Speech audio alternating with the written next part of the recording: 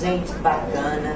Hoje o programa Patrícia Soares tem a honra de estar aqui recebendo, acho que pela segunda vez, porque antigamente era o programa Cara a Cara, eu tinha uma matéria com o Jorge, e hoje no programa Patrícia Soares, o programa a presença do professor André Super Jorge, falando hoje, trazendo para vocês o quê? Um fato que foi inusitado, mas que está em evidência, que não foram tomadas devidas providências a respeito da tragédia de Mariana. E hoje, com toda a bagagem de conhecimento do professor, nós estamos aqui pedindo para ele que fale um pouco sobre essa situação, se ele tem alguma solução, o que ele traz de diferencial para ajudar a sanar esse problema. Boa tarde, professor. Boa tarde, Patrícia. Mais uma vez é um prazer estar aqui com você no seu programa, pela segunda vez que você colocou, e vivendo momentos difíceis. Minas Gerais está com um rio doce, e na verdade não está tão doce assim. Está hoje um rio morto no Chile, para lá semana passada. Porque tem um vídeo onde eu mostro toda a lama contaminada, e o problema é simplesmente falta de técnica e de capacitação de pessoas para construir barragem no Brasil.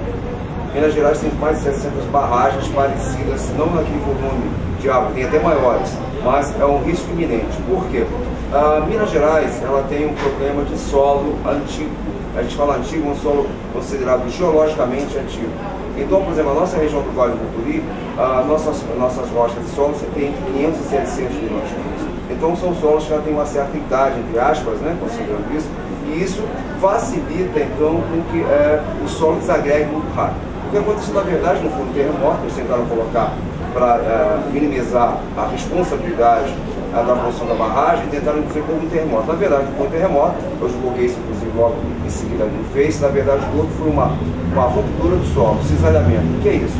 Todo o corpo tem uma capacidade de resistência máxima e mínima. Mínima é quando você aplica uma força nele e ele se comporta naturalmente e não sente nenhuma diferença. Mas se você aumenta essa capacidade de carga, chega uma hora que aquele solo chegar ao limite máximo do que ele resiste, ele vai à ruptura. Então aconteceu inicialmente uma ruptura pelo excesso de carga de água e provocou uma grande fenda. Essa fenda levou 2 a 3 horas para ser preenchida e chegou ao limite máximo daquela outra área que também recebeu essa carga máxima, havendo então o rompimento da barragem. Então, na verdade, foi tensão de cisalhamento provocado pela ruptura do solo que levou então ao rompimento da barragem. E com isso me obrigou também a pensar na nossa barragem do Afrotônio, Patrícia. Mas esse risco, sim, pequeno, nós temos. Por quê? Eu vou tentar explicar. O nosso solo aqui da região, a argila, que é o solo argiloso, que a gente chama tecnicamente na geologia de latossolo, esse latossolo, então, ele tem uma capacidade máxima em torno de 3 kg por centímetro quadrado, o que dá 30 toneladas por metro quadrado. Por coincidência, não sei se foi proposital pelo projeto ou não, isso me leva a ter dúvidas, a nossa barragem tem 30 metros de altura, que dá exatamente 30 toneladas por metro quadrado. Ou seja, quando a barragem estiver cheia, ela vai estar no limite máximo de resistência do nosso solo. Então existe realmente, se não foi feito um trabalho sério, eu não estou dizendo que não foi feito, eu não estou querendo criar alarde, mas eu estou dizendo, a gente precisa fazer uma audiência pública urgente para saber como foi feito esse projeto, que agora eu mesmo, com esse exemplo que vem de Mariana, que não é só para o Brasil, não é só para nós aqui no Vale do Mucuri, nem para o Vale de Jequitinhonha, nem para Minas Gerais, é para o mundo, é a responsabilidade que nós temos.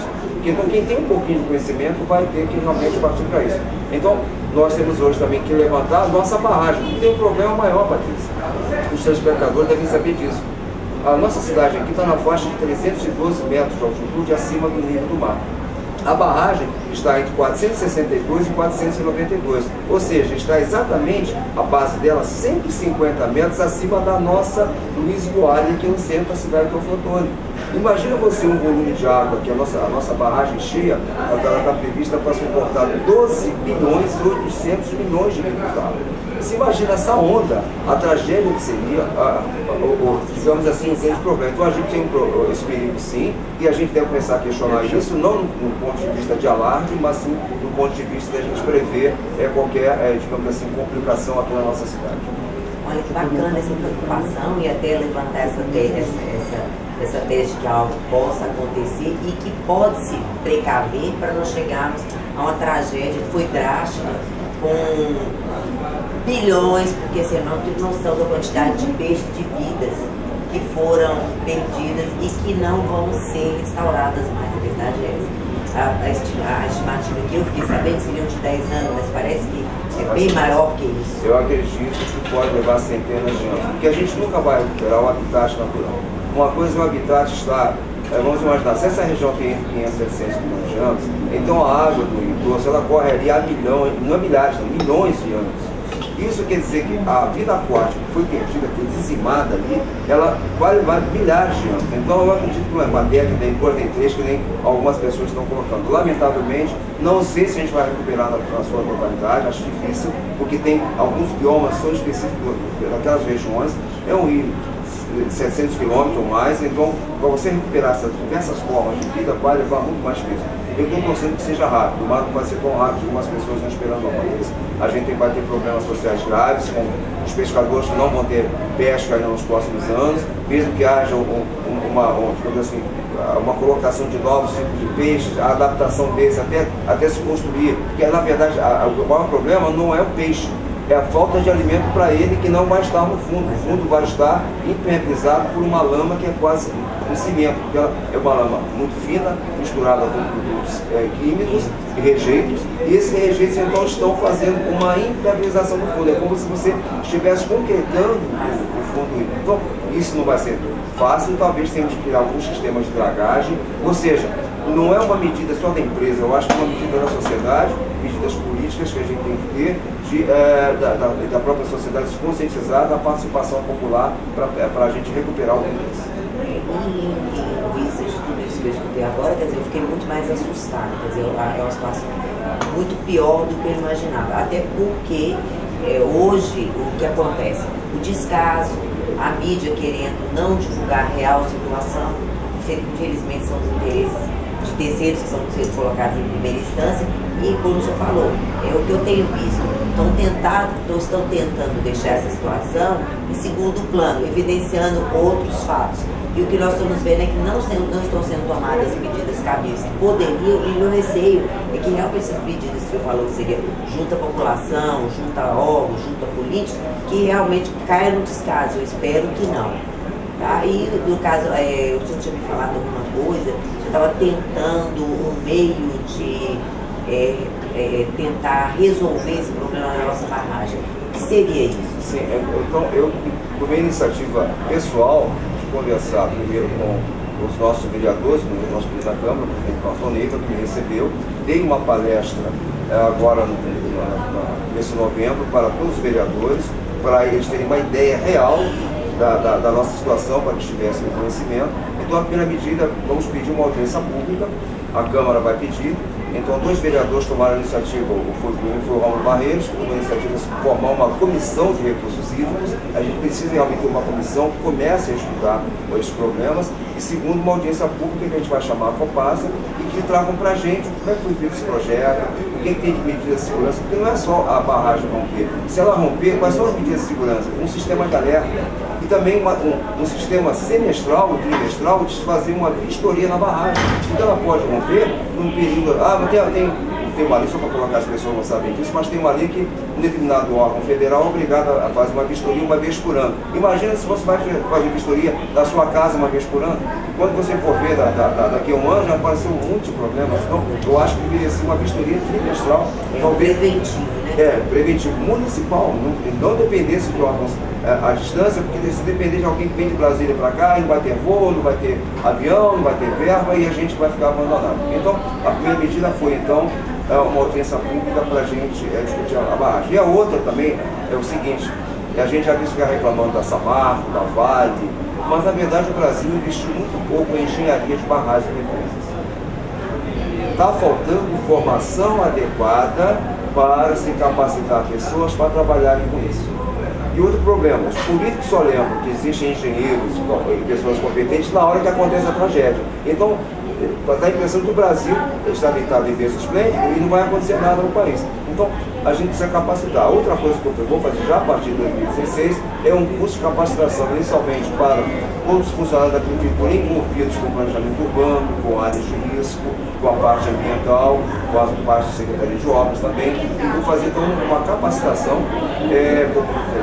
já conversei com a universidade como formular isso, vou registrar isso para evitar que seja caia como uma má interpretação da situação, e vamos começar a capacitar pessoas. Não digo que eu vou capacitar pessoas na sua totalidade, mas pelo menos dar ideia de prevenção. Seria um curso de identificação de áreas de risco. A pessoa com conhecimento prévio já olhar para uma determinada situação e dizer, aqui está se formando uma área de risco, aqui existe um risco A, B, C ou D de acontecer.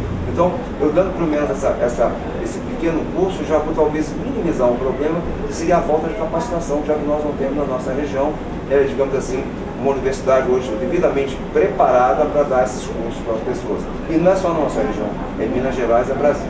Então talvez a gente precisa criar cursos específicos de pós-graduação ou de formação continuada para engenheiros que vão trabalhar nessa área. E não o cara passar no concurso, ele ou ela, não importa o sexo aí, então já chega ali, você vai fazer isso, ele vira um cumpridor de obrigações e não para pensar, e também não é capacitado. O outro problema também é a falta de investimento da capacitação. Então, eu acho, por exemplo, eu procuro me reciclar sempre. Se eu estagnar, eu mesmo vou ficar fora do conhecimento necessário mínimo para passar para as pessoas. Então, essa é a minha ideia, e então, as duas ideias são a audiência pública e a capacitação de pessoas para ter uma ideia, para a gente preservar e minimizar os nossos problemas. Acho que louvável da sua parte essa preocupação, acho que a população de Teoflotone também, como o senhor falou, não é a nível Teoflotone, é a nível nacional, é a nível mundo. Essa preocupação, acho que ela tem que ser assim, se encadear nas pessoas, essa conscientização, essa parceria e no caso, a pessoa se doar, se permitir, querer participar desse contexto, ajudando da forma possível. O nosso programa se coloca à sua disposição para alguma matéria que seja necessária, que a gente divulgue esse projeto, esse curso, tá? Futuramente, o que nós poderíamos fazer. A população que está assistindo hoje, está tomando conhecimento desse problema ao qual o professor está aqui nos colocando, o principal, a prevenção de algo maior. Isso é muito louvável da parte do professor. E eu espero em outra matéria, caso o senhor queira, na faculdade, ou nós eu poder falar um pouquinho desse curso, como será, a quem teria acesso a esse curso, como seria feito, tá? E o que o programa puder ajudar a Patrícia Soares, no nosso programa, a nível de ajuda, de ser uma força a agregar ao seu projeto, nós estamos aqui à disposição. Eu estou vendo aquele livrozinho ali, eu quero saber o que é isso aqui. Eu estou trazendo para você, mas nossos telespectadores poderão adquirir também esse livro. Esse chama-se Rio Mucuri e Todos os Santos, em prosa e verso. É um livro lançado pela Academia de Letras do Teoflotone, da qual eu sou membro, eu ocupo a cadeira número 5, e tem um trabalho meu que vem justamente já nessa capacitação de trazer ideias aqui para a região. Então, eu tenho um trabalho aqui chamado Formações Geológicas do Rio Mucuri. Está na página 71 desse livrinho, e aqui eu começo a mostrar que um rio é muito mais que um rio. Ele depende muito do solo, das rochas, da vegetação, do meio ambiente, da ecologia local, digamos assim. Então, para as pessoas só terem uma ideia, o Rio Mucuri tem pelo menos 18 formações geológicas diferentes. Então, a gente pode fazer um projeto ambiental, fazer um projeto viário, um planejamento até mesmo de fazendas, né? A gente tem que conhecer o solo e a geologia, senão a gente vai transformar, de repente, uma região que é uma mata maravilhosa, que vai nos dar água pra caramba, numa área de pasto, e simplesmente vamos desertificar aquela região, tornando aquela região seca. E aqui também tem uma musiquinha minha que eu fiz homenagem a... Músico também? Tem uma poeta, né? Multi-Jorge, não é nem Super-Jorge. Então, é uma musiquinha chamada Rio Todos os Santos, que homenageia a cidade, está inclusive lá no YouTube, né? Ela foi cantada comigo com o coral aqui do Sesc, né? De Teoflotone. Então, é uma homenagem que eu faço aqui ao Rio, que na verdade eu chamo o Rio da Esperança, o Rio da Utopia, o Rio Todos os Santos, eu falo o Rio da Alegria, porque a gente tem que mudar esse rio, vamos recuperá-lo. Então, digamos assim, a parte principal do poema é essa. E Rio da Esperança, Rio da Utopia, Rio Todos os Santos, Rio da Alegria. Então é um poema muito bonito, uma música razoavelmente bonitinha também, dá para as pessoas olharem no YouTube, só digitar lá Rio Todos os Santos, ou meu nome, Antônio Jorge Lima Gomes, e vai ver outras músicas minhas também que estão lá, cantadas por outros corais. Então, esse livro está à disposição na Academia de Letras, custa apenas R$10, é preço realmente de custo. O objetivo é a gente divulgar conhecimento e ciência da região. Eu passo para você, para o seu arquivo pessoal, e os telespectadores que precisarem podem mandar e-mail para mim, que eu peço à Academia para entrar em contato. Olha, gente, acabei de ser agraciada por esse presente maravilhoso. E olha só, hoje é aniversário do professor Antônio Jorge, que é o nosso programa está recebendo um presente, o seu aniversário. Eu estou recebendo como presente a sua presença aqui conosco. Já agradeço de antemão a sua presença aqui, espero contar com a sua presença outras vezes. O programa mais uma vez se dispõe a te ajudar no seu projeto aí. E olha, o professor já passou aí os dados, vocês vão adquirir na Academia de Letras, tá? E assim, até a nível de conhecimento do que é a estrutura de um rio, e saber esse mínimo aqui, do que está aqui dentro, diz o quê? Diz um pouquinho de toda essa tragédia e tem como nos mostrar tudo que essa tragédia causou e assim, a quem ela causou. Ele mostra uma estrutura do que é um rio. Então nós imaginamos nós Todos os Santos e o rio de Mucuri, o que está acontecendo. Então nós pedimos à população que leia, que colabore e que agregue a esse projeto. Professor, estou te agradecendo mais uma vez a sua presença aqui conosco. Espero contar novamente outras vezes conosco aqui e vou cantar aqui parabéns pra você nessa data querida, muitas felicidades, muitos anos Super Jorge de vida. Obrigado. Gente, programa Cara a Cara, professor Antônio Jorge, muito obrigado. Quer se despedir, quer mandar uma mensagem sobre o seu projeto?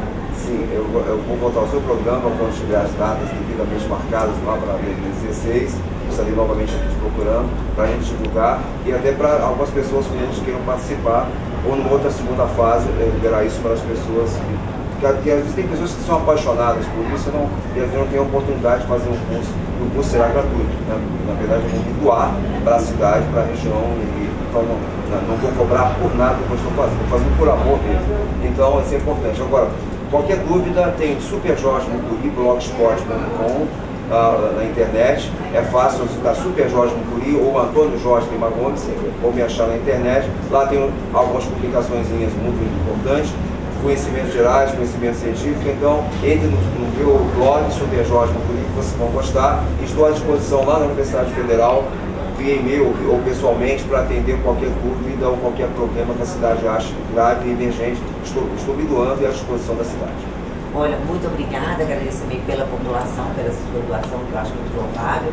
Tá? Nós estamos aqui hoje também com a esposa do professor, que está assim, é uma assessoria dele, pelo que eu estou vendo aqui, assim, muito bacana isso, parabenizando pelo seu Super Jorge, super marido, cantor, olha aí, YouTube, não deixe de ir lá conhecer essa parte também, o artista Antônio Jorge, tá? E eu vou estar agradecendo aqui agora a minha patrocinadora oficial, que é a loja da Cor Interiores, tá? Com a sua proprietária, que é a Vilma Neiva, fantástica profissional. Venham até aqui a loja conhecer essa maravilha de ambiente que você terá acesso vindo aqui. Agradecendo a Raquel Luiza Doces e Salgados, tá?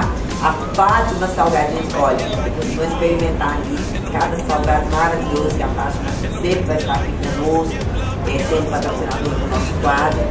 Agradecendo ao Salão Espaço Maior Minério. Maior, muito obrigada, tá? Pelo todo o aparato, a Deise Oliveira, a Rafael Ribeiro. Então, os profissionais todos que agregam esse conteúdo no programa Sensualismo.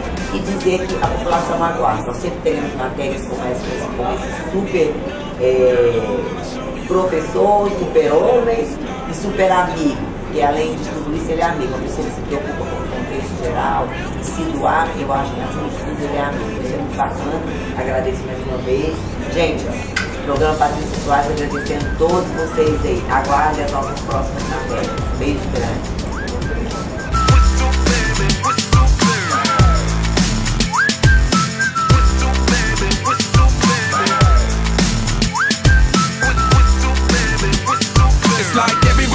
My whistle ready to blow. Shawty don't even know she can get in it.